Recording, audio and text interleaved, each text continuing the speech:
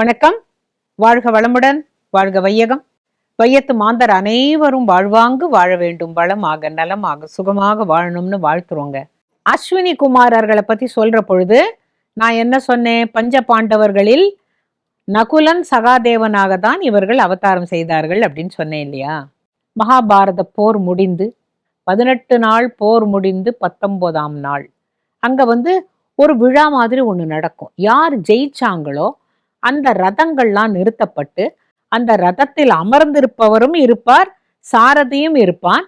அவர்கள் வெற்றி பெற்றவர்களை மட்டும் அப்ப ஒரு சங்கு முழங்கின உடனே என்ன ஆகும்? இந்த தேர் யார் ஓட்டினானோ தேர்ப்பாகன் அவன் கீழே இறங்கி மண்டியிட்டு உட்கார வேண்டும்.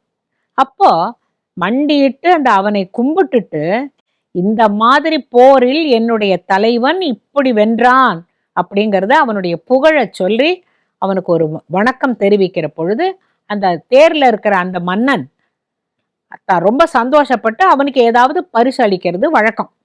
இது எல்லாருக்கும் நடக்கும். இதுக்காக காத்துன்னு இருப்பாங்க இந்த தேர்ப்பாகன்லாம். ஏன்னு கேட்டா, ஜெயிச்சுட்டோம், இருந்தாலும் நம்மளுக்கு ஒரு ரெக்கக்னிஷன் வேணும் இல்லையா அப்படின்னுட்டு தர்மருடைய தேர்ப்பாகன் அவன் இறங்கி மண்டியிட்டு வணங்கி இந்த பூமிக்கே ஆளக்கூடிய தர்மபுத்திரர், அவருடைய சாரதியாக நான் இருந்ததில் எனக்கு மிகவும் பெருமை. அவர் அப்படி செய்தார், இப்படி செய்தார், இங்கெல்லாம் போக சொன்னார், வெற்றி பெற்று விட்டோம், மன்னா நீர் வாழ்க அப்படின்னு சொல்லி அவரை கும்பிடும் பொழுது அவர் ஒரு நவரத்ன மாலையை அவனுக்கு கொடுத்த உடனே அவன் வணங்கினான். பீமனுக்கும் அவரை போல இந்த செலுத்துறதுக்கு எனக்கு வழிகாட்டுவதற்கு வேற யாருமே இருந்திருக்க முடியாதுன்னு பீமனுடைய ரத சாரதி அவரை புகழ்ந்தான். அடுத்தது அர்ஜுனனுடைய ரதம். அர்ஜுனன் என்ன நினைக்கிறான்? இப்ப பாரு, யாருக்குமே கிடைக்காத ஒரு பாக்கியம் எனக்கு மட்டும் கிடைக்க போகுது. எப்படி கேட்டாக்கா, தர்மனுக்கு ஒரு சாரதி, பீமனுக்கு ஒரு சாரதி, எனக்கு யார் சாரதி? சாக்ஷாத் கிருஷ்ணனே அல்லவா? இப்ப கிருஷ்ணன் என் முன்னால் மண்டியிட்டு என்னை கும்பிட்டு என்னை புகழ வேண்டும். யாருக்காவது இப்படி கிடைக்குமா அப்படியே அவன் மனசுக்குள்ள என்ன நினைக்கிறான்? தன்னை விட பாக்கியசாலி யாருமே இல்லை. இந்த கிருஷ்ணன் எனக்கு இப்ப மண்டியிட போகிறானே, பகவத்கீதை எனக்கு உபதேசித்தான், இருந்தாலும் இந்த தருணத்தில் அவன் எனக்கு மண்ணில் இறங்கி மண்டியிட போகிறான் என்று அப்படி பார்த்துட்டு இருந்தான். என்னை போல பாக்கியசாலி யாருன்னு. கிருஷ்ணர் இறங்கவே இல்லை, உட்கார்ந்துட்டே இருந்தாரு. அர்ஜுனன் பார்க்கறான், ஏன் தன்னுடைய கடமையை செய்வதில் யாரும் தவறக்கூடாதுன்னு கீதையில சொன்னாரு. ஒரு சாரதியோட கடமை என்ன? இங்க இவ்வளவு பேர் என்ன பண்றாங்களே அதைத்தானே அவரும் பண்ணணும், ஏன் இறங்க மாட்டேங்கிறான் இந்த கிருஷ்ணன் அப்படின்னு பார்த்துட்டு இருந்த பொழுது, அர்ஜுனா நீ இறங்கு. அவனுக்கு அப்படியே மோகம் சிறுத்து போச்சான். எல்லாருக்கும் எதிர்த்தாப்புல தேர்ப்பாகன் மண்டியிட்டு நம்மளை புகழணும், நம்ம அவனுக்கு ஏதாவது பரிசு கொடுக்கணும்னு பார்த்தா என்ன இறங்குன்னு சொல்றானேன்னு சொல்லிட்டு மனசுக்குள்ளதான் குமிரின்னு இருக்கான். ஆனா வெளியில ஒன்னும் சொல்லல. சரி கிருஷ்ணா அப்படின்னு சொல்லிட்டு இறங்குறான். ஆனா அவன் ரொம்ப கொதிச்சுன்னு இருக்கான். இறங்கி தள்ளி நில் அப்படிங்கிறான். அது இன்னொரு அடி, தேர விட்டு இறங்கு, சற்று தள்ளி நில் அப்படின்ன உடனே அர்ஜுனன் கீழ்ப்படுதலோட போய் தள்ளி நிற்கிறான். அப்ப கிருஷ்ணன் அந்த தேருடைய அந்த தேர் தட்டிலிருந்து தாவி குதித்து அர்ஜுனன் கிட்ட அப்படி நிக்கிறார். குபீர்னு அந்த தேர் பத்தி எரியுது. எல்லாரும் ஆச்சரியமா பாக்குறாங்க, என்னடா. அதே நேரத்துல தேர் கொடியில இருந்த அந்த ஹனுமன் கொடியிலிருந்து ஹனுமன் பறந்து போகிறான் மேலே. ஹனுமனும் அந்த தேரை விட்டு விட்டு மேலே போகிறான். எல்லாரும் பாக்குறாங்க, ஹனுமன் அப்படியே வானில் பறந்து போறான், இந்த இவ்வளவு பெரிய தேர் பத்தி எரியுது, என்ன நடக்கிறது அப்படின்ன போது கிருஷ்ணர் சொன்னாராம், அவர் எனக்கு முன்னாலேயே ராமாவதாரத்துல வாங்கிட்ட வரதும் போது எனக்கு என்ன நீ அருள் புரியறன்ன பொழுது நான் கீதை உபதேசிக்கும் போது நீ தேர் தட்டில் கொடியாக இருந்த அனுமனே, நீ எல்லாத்தையும் காதுல வாங்கிக்கோ, அர்ஜுனனுக்கு சொல்லுவது அர்ஜுனனுக்கு மட்டுமல்ல உனக்கும் தான் அப்படின்னு சொன்னதுனால அவர் அந்த கொடியில உட்கார்ந்திருந்தார். அவரும் பறந்து போயிட்டார். சரி, ஏன் இந்த தேர் தட்டெல்லாம் எரிஞ்சது? தேர் அப்படி பத்தி எரிஞ்சதுன்னு பொழுது கிருஷ்ணர் சொன்னாராம், அர்ஜுனா நீ நினைச்சிட்டு இருக்க நான் உனக்கு வெறும் சாரத்தின்னு. உன்னுடைய பகைவர்கள் உச்சரித்து விட்ட மந்திரங்கள், அதாவது மந்திர உச்சாடனம்னு ஒண்ணு உண்டு. இது போய் பகைவனை எரிக்க அப்படின்னு சொல்லி ஒரு மந்திரம் சொல்லி விட்டான்னா அது நிஜமாவே அது அவனை எரிச்சுடுமா. அந்த வில் வச்சு அவங்க விடுற அம்பு ஒன்னொன்னுக்கும் குறிப்பிட்ட அளவுக்கு விஷமும் இருக்குமா. எல்லாரும் அனுப்பிச்ச அந்த மந்திரமும் அந்த அஸ்திரங்களும் சஸ்திரங்களும் இந்த உன்னுடைய தேரை வச்சுதான் அத்தனை பேர் உன்னை அழிக்கணும்னு பார்த்தாங்க. அத்தனையும் வாங்கி கொண்டவன் நான் அதை உன்மேல தாக்காமல் என் மேலும் தாக்காமல் இந்த ரதத்தில் அத்தனையும் தாக்கும்படி செய்தேன். அதனாலதான் இன்னைக்கு நீ நினைச்ச மாதிரி அப்படியே நல்ல எல்லாருக்கும் ஏத்தாப்புலயே சொல்றேன், நீ நினைச்ச மாதிரி நான் தேர்ப்பாகனை போல் நானும் இறங்கி உன்னை கும்பிட்டுட்டு உன்னை போல் உண்டா அர்ஜுனா, நீ சபிய சாட்சி, 2 கைகளால் நீ அம்பு விடுபவன்லாம் நான் புகழ்ந்திருக்கலாம். ஆனா நான் இறங்கி இருந்தேன், இந்த தேர்ல நீயும் சேர்ந்து எரிஞ்சு போயிருப்ப. உனக்கு அது வரக்கூடாது என்பதற்காக, நீ என் அன்பன் அப்படிங்கிறதுக்காகத்தான் உன்னை முதல்ல இறங்க சொன்னேன். இப்ப நான் உன்னை வணங்குறதுக்கு தயார் அப்படின்ன பொழுது அவங்க காணும் அர்ஜுனா. எங்கடான்னு பார்த்தா நெடுஞ்சான் கிடையா கிருஷ்ணனோட காலில் விழுது, ஐயோ நான் அறியாமல் நீ முழங்கால் படி போட்டு எனக்கு கும்பிடணும்னு நான் நினைச்சேனே, எப்பேற்பட்ட அறிவு கட்டவன், நீ என்னோட உயிரை அல்லவா காப்பாற்றி இருக்கிறாய், நீதான் தெய்வம் கிருஷ்ணா, எனக்கு அந்த அகந்தை வந்திருக்க வேண்டாம் அப்படின்ன பொழுது, இல்லை இல்லை, உனக்கு அந்த பகவத்கீதை சொல்லி ஓரளவுக்கு உன்னை புரிய வைத்தாலும் அப்பப்போ உனக்கு அந்த உன்னுடைய அந்த அர்ஜுனன் அப்படிங்கிற அந்த மமதை இருக்கதான் இருக்கு. அது இப்ப போயிடுது. அந்த தேர் எப்படி பொசுங்கித்தோ அது போல அந்த எண்ணத்தையும் பொசுக்கி விட்டாய் அப்படின்னு சொன்னபோது அப்படியே கட்டி கொண்டாராம் கிருஷ்ணர். எதுக்கு நான் சொல்ல வரேன்னா, நாம என்ன நினைக்கிறோம், நம்மளுடைய வாழ்க்கைங்கிற ரதம் போய்கிட்டு இருக்கு. அதுல எத்தனையோ எதிரிகளுடைய பார்வை, அவர்களுடைய திட்டு, அவர்களுடைய சாபம் எல்லாத்தையும் வாங்கி கொள்கிறோம். ஆனால் நம்முடைய தேருக்கு யார் சாரதி? இறைவன் நினைச்சு, அப்பா எனக்கு தெரியாதுப்பா, நான் தேர்ல உட்காந்துருக்கேன், என்னுடைய வாழ்க்கை ஓடிட்டு இருக்கு, யாரோ என்னெல்லாமோ சொல்றாங்க, திட்டுறாங்க, சாபம் போடுறாங்க, இது எல்லாத்தையும் என்னை தாக்காமல் காப்பாற்ற வேண்டியது உன் பொறுப்பு. அர்ஜுனனுக்கு நடந்தது ஞாபகம் வச்சுக்கிட்டோம்னாக்கா நமக்கும் அது தெரியும். அப்போ இறைவன் என்ன பண்ணுவான், நான் உன்னை காப்பாத்துறேன், உன்னை எதுவுமே தாக்காத வண்ணம் நான் இருக்கிறேன் அப்படிங்கிற ஒரு உறுதிமொழி நமக்கு கிடைக்குதுங்கிறத நம்ம நம்பினோம்னா நமக்கு வாழ்க்கையில அதுக்காக துன்பம் வராம இருக்காது. தினம் தங்கத்தட்டுல வச்சு வாழ்க்கை வராது.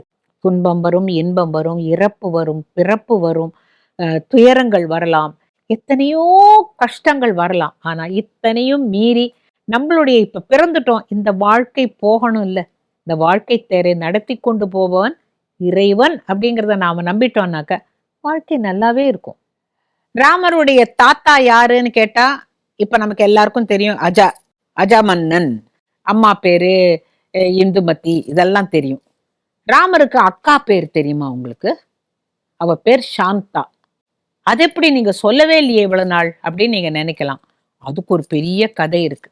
ரோமபாதன் அப்படின்னு ஒரு அரசன், அவரும் தசரதனும் ரொம்ப நண்பர்கள், ஒன்றாக படித்தவர்கள்.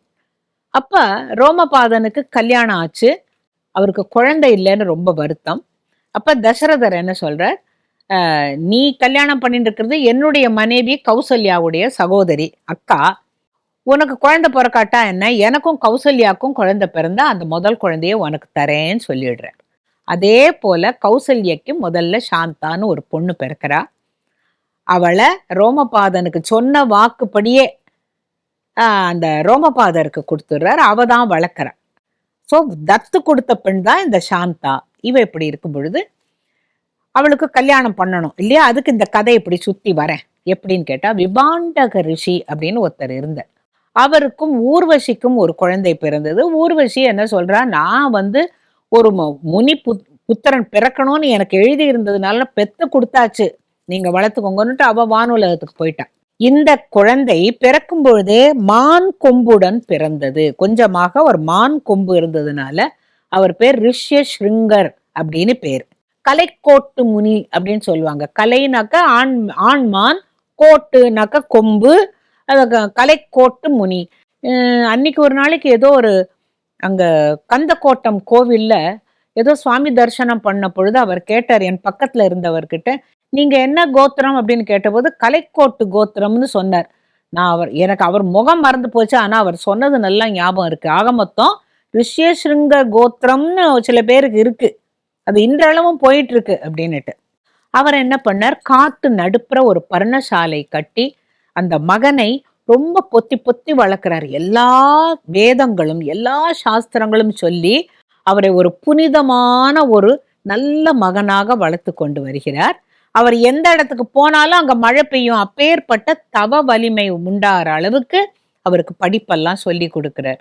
இப்ப என்ன ஆகுறதுன்னு கேட்டாக்க, அந்த ரோமபாதருடைய நாட்டுல பஞ்சம். ஏன்னா அவன் இந்திரனுக்கு கோபம் மூட்டி, அது ஏதோ ஒரு கோபத்தினால இந்திரன் உன் நாட்டில் மழையே பொழியாது போ அப்படின்னு சொல்லிடுறார். அவர் செஞ்ச ஒரு சின்ன தப்பு, ஒரு தவறுக்காக. அப்ப அந்த நாடு பஞ்சமா போய் எல்லாரும் அந்த நாட்டை விட்டு கிளம்பி போற பொழுது ரோமபாதர் தவிக்கிறார். என்னடா பண்றது என்னடா பண்றதுன்னு. அப்ப யாரோ சொன்னா, இந்த ரிஷ்யசிருங்கர்ங்கிறவர் எங்க வந்தாலும் அங்க மழை பொழியும். ஆனால் அவருடைய அப்பா விபாண்டக ரிஷிய பகச்சுண்டு இவரெல்லாம் அழைச்சிட்டு வர முடியாது அப்படின்னு பொழுது இவர் ஒற்றர்களை அனுப்பி அந்த விபாண்டக முனிவர் எப்ப ஊரை விட்டு போகிறாருன்னு பார்த்துட்டு இருந்த பொழுது அவர், நான் மகனே, நான் வரதுக்கு கொஞ்சம் நாள் ஆகும், நீ தனியா இருக்க, யாரோடையும் பேசாத, யாரையும் ஆசிரமத்துக்கு உள்ளேயும் விடாத அப்படின்னு சொல்லிட்டு போறார். அவர் தனியா இருந்துட்டு இருக்கார். காய் கனிகளை ஏதோ அப்பா இருந்த பொழுது கொஞ்சம் பட்சணங்கள்லாம் செஞ்சு தருவார், அதை சாப்பிட்டதுதான். அவர் பாட்டு அங்க சந்தோஷமா இருந்துட்டு இருக்கும் பொழுது இந்த ரோமபாதர் மன்னனுடைய அவையில அவர் கேட்கிறார், யாருக்கு தைரியம் இருக்கு விபாண்டக ரிஷியோட சாபத்தை கூட தாங்கி கொண்டு அந்த ரிஷிய சிருங்கரை நாட்டுக்கு அழைச்சுன்னு மழை பெய்ய வைக்கிறதுக்கு. அப்ப அந்த அரச சபையில தாசி நாட்டிய பெண் ஒத்தி சொல்றா, நான் என் உயிரை பணயம் வைத்தாவது அவரை இங்கே அழைத்து வருகிறேன் அப்படின்னு சொல்லிட்டு தன்னுடைய சேடிமார்கள்லாம் அழைச்சிட்டு நிறைய பட்சணங்கள், அதாவது அந்த காட்டுல இருக்கிறவனுக்கு எதெல்லாம் தெரியாதோ எல்லாத்தையும் செஞ்சு எடுத்துட்டு போய் அவரை போய் பார்க்கறாங்க. அவர், நீங்க மட்டும்தான் தனியா இருக்கீங்களா? நீங்கள்லாம் யாரு வேற மாதிரி இருக்கீங்களே, எல்லாம் வேற மாதிரி புடவை கட்டியிருக்காங்க, அவங்க பெண்களை பார்த்தா வேற மாதிரி இருக்கு. நாங்களும் உங்களை போலதான், நண்பர்கள் தான் சொல்லி கொண்டு வந்த பலகாரத்தெல்லாம் கொடுத்த உடனே அவருக்கு இது வரைக்கும் சாப்பிட்டது இல்லை, எல்லாத்தையும் சாப்பிடுறார். அப்புறம் நீங்க எங்களோட இங்க வரீங்களா அங்க வரீங்களான்னு, இல்ல அப்பா என்னை எங்கேயுமே போகக்கூடாதுன்னு சொல்லியிருக்கா, நான் யாரோடையும் பேசக்கூடாது. அப்ப அதுல ஒத்தி பாட ஆரம்பிச்சா. அவருக்கு அந்த பாட்டு பிடிச்சது. இன்னொத்தி ஆட ஆரம்பிச்சா. அதுவும் அவருக்கு அதெல்லாம் புதுமையா இருக்குல்ல. அப்ப ஒத்தி சொல்றா, நாங்களும் உங்களை போலதான், உடலில் வேற்றுமையை தவிர மனசால நாம எல்லாரும் ஒண்ணுதான். இதை விட அற்புதமான விஷயங்கள்லாம் நான் இருக்கிற ஊர்ல இருக்கு, அங்க வரீங்களா அப்படின்னு. அவர், இல்ல நான் உங்களெல்லாம் பார்க்க மாட்டேன், எங்க அப்பா திட்டுவாருன்னு சொல்லி அவர் ஒதுங்கிட்டார். இவங்க என்ன பண்ணாங்க, அவருடைய குடிசைக்கு கொஞ்சம் தூரத்துல ஒரு கூடாரம் எல்லாம் போட்டுட்டு அங்க பலகாரம் எல்லாம் பண்ண ஆரம்பிச்சாங்களாம். இவருக்கு அது என்னமோ அந்த வாசனையெல்லாம் பிடிக்கவும், என்னதான் நடக்கிறதுன்னு பார்த்தபோது அந்த பலகாரம் எல்லாம் கொண்டு கொடுத்து, இதை விட உங்களுக்கு என்ன வேணுமோ எல்லாம் கிடைக்கும் வாங்கன்னு சொல்லி அவ அப்பா வரதுக்குள்ள அவசரமா அழைச்சிட்டு வந்தா. அந்த ரோமபாத மன்னன் நாட்டின் எல்லையில நிக்கிறான், அவரை வரவேற்று மன்னிப்பு கேட்கறதுக்காக. அவன் நிக்கிற போது அவர் அங்க வரும் பொழுதே மழை கொட்டு கொட்டு கொட்டுன்னு கொட்டி, ஒரே நாள்ல கொட்டி ஏரி குளம் எல்லாம் ரொம்பிடுச்சு. மக்கள்லாம் அப்படியே மகிழ்ச்சியில மழையில குதிக்கிறாங்க. ஊரை விட்டு போகணும்னு நினைச்சவங்க எல்லாம், வேண்டாம் வேண்டாம் இங்க நல்லா மழை பெஞ்சிருச்சுன்னு. இவர் ரோமபாத மன்னன் நேர போய் அவர்கிட்ட, சுவாமி நீங்க என்ன மன்னிக்கணும், நான் ஒரு பெரிய அபராதம் பண்ணிட்டேன், நான் எனக்காக பண்ணல, நான் இந்திரன் கிட்ட வாங்கின சாபம், நான் செஞ்ச ஒரு சின்ன தவறுக்காக எனக்கு மழை பெய்யாதுன்னு சொல்லி சபிச்சுட்டார். நீங்க வந்தாதான் மழை பெய்யுங்கிறதுக்காக நான் வந்தேன். நீங்க உங்க அப்பா கிட்டேயும் சொல்லிடுங்க, உங்களுடைய கோபத்துக்கும் உங்களுடைய தந்தையோட கோபத்திற்கும் நாங்கள் ஆளாக கூடாது அப்படின்னு சொன்ன பிறகு அவர், இதுக்காகத்தான் அப்படின்னு வந்தேன்ன உடனே, அது மட்டும் இல்ல, நீங்க என்ன மன்னிச்சுட்டேங்கிறதுக்காக கிரகஸ்தாசிரமம் ஏற்றுக்கொள்ள வேண்டும். பிரம்மச்சாரியாக இருக்கிறவர் நீங்கள், எனக்கு சாந்தான்னு ஒரு பொண்ணு இருக்கா, அந்த பொண்ணை ஏற்றுக்கொள்ள வேண்டும் அப்படின்னு சொன்ன பொழுது அதற்குள்ள விஷயம் விபாண்டக ரிஷிக்கு போய் சேர்ந்து அவரும் அவர் காலில் போய் அப்படியே சரணாகதின்னு விழுந்துட்டாராம். உங்களுடைய மகனை நாங்கள் இப்படிலாம் செஞ்சுதான் அழைச்சிட்டு வந்தோம். ஏன்னா அவர் பெண் வாசனையே தெரியாது, பெண்ணுன்னா யாருன்னே தெரியாது, யாரோ வேற்று கிரகவாசி மாதிரி அவர்களை பார்ப்பார் தெரியும். இருந்தாலும் நாங்கள் இசையாலும் நாட்டியத்தாலும் நல்ல உணவாலும் அவரை அப்படியே மயக்கிதான் அழைச்சிட்டு வந்துட்டோம், தயவு செய்து எங்களை சபிச்சுடாதீங்கும் போது விபாண்டக ரிஷி சொன்னார், அவனை விட்டு ஒரு துளி நேரம் கூட நகராம இருந்த என்னை நகர வைத்தது எது? இறையருள். அவனுக்கு இப்படி இந்த பெண்கள் வந்து அவளோட வரணும்னு இருக்கு. அதனால இதெல்லாம் இறைவன் அருள்படி நடக்கிறது. அவனுக்கு கல்யாணமும் நடக்கிறதுங்கிறது எனக்கு ரொம்ப சந்தோஷம் அப்படின்னு சொன்னபொழுது இந்த கல்யாணத்திற்கு தசரதர் வந்திருந்தார். அப்ப ரோமபாத ரிஷி சொல்றார் அந்த ரிஷ்யசிருங்கர் கிட்ட, சுவாமி உங்களுடைய மாமனார் நான் இல்ல, உண்மையான மாமனார் தசரதர் தான். அவருடைய குழந்தையத்தான் நான் எடுத்து வளர்த்துட்டு இருக்கேன். இந்த சாந்தாவை நீங்க கல்யாணம் பண்ணிக்கணும்னு பொழுது தசரதர் சொன்னாராம், எனக்கு புத்திரர்களே இல்லை, நீங்க வந்த இடத்துல மழை பெய்யறது, ஆகையினால நீங்க வந்து எனக்கு புத்திர காமேஷ்டி யாகம் பண்ணணுமே அப்படின்ன பொழுது விபாண்டக ரிஷியும் ஒத்துண்டு ரிஷ்யசிருங்கர் அயோத்திக்கு வந்து தசரத மன்னனுக்காக புத்திர காமேஷ்டி யாகம் செய்து அதுல தனியாக அவருக்கு மட்டுமே தெரிந்த ஒரு மந்திரத்தை சொல்லி ஒரு தனியான ஒரு ஆகுதி கொடுத்த பிறகுதான் அந்த அக்னி ஜுவாலையிலிருந்து ஒரு தேவன் வந்து பாயச பாத்திரத்தை கொடுக்கிறான். அந்த பாயசத்தை தன்னுடைய 3 மனைவியருக்கும் பகிர்ந்து அளித்ததனால்தான் ராம லக்ஷ்மண பரத சத்ருக்னர் இந்த 4வரும் பிறந்தார்கள். முதலில் பிறந்தது ஒரு பெண் என்பது ரொம்ப பேருக்கு தெரியாது. நம்ம சாந்தா வசந்தா எல்லாம் பேர் வைக்கிறோம், ஆனா அந்த சாந்தாங்கிறது வந்து ராமருடைய அக்காங்கிறது ரொம்ப பேருக்கு தெரியாது. ராமருடைய தாத்தா பேர் தெரிஞ்சுக்கிறோம், ராமருடைய அக்கா பேர் தெரிஞ்சுக்கிறோம், அத்திம்பேர் பேர் தெரிஞ்சுக்கிறோம். அத்திம்பேருங்கிறதுக்கு என்ன தெரியுமா அர்த்தம்? அத்தை அன்பர், அத்தையின் கணவர். சில பேர் அத்தை மாமான்னு சொல்லுவாங்க, அத்தை அன்பர் அப்படின்னாக்கா அத்தைக்கு பிரியமானவர். அவர் தான் ரிஷ்யசிருங்கர் அப்படிங்கிறதையும் மச்சான் முறைன்னு சொல்லுவாங்களே, அந்த மாதிரி ரிஷ்யசிருங்கர் வந்து அவரால் இந்த 4வரும் பிறந்தார்கள் அப்படிங்கிறதெல்லாம் வரலாறு. ஆக ரிஷ்யசிருங்கர் மான் கொம்பு கொண்டவர் அப்படிங்கிறதுனால இன்னைக்கு இந்த ரிஷ்யசிருங்கர் கதையும் உங்களுக்கு சொல்லிட்டேன். ராமாயணம் எப்படி உருவாச்சுங்கிறதுக்கு அவர் தானே வித்திட்டவர்.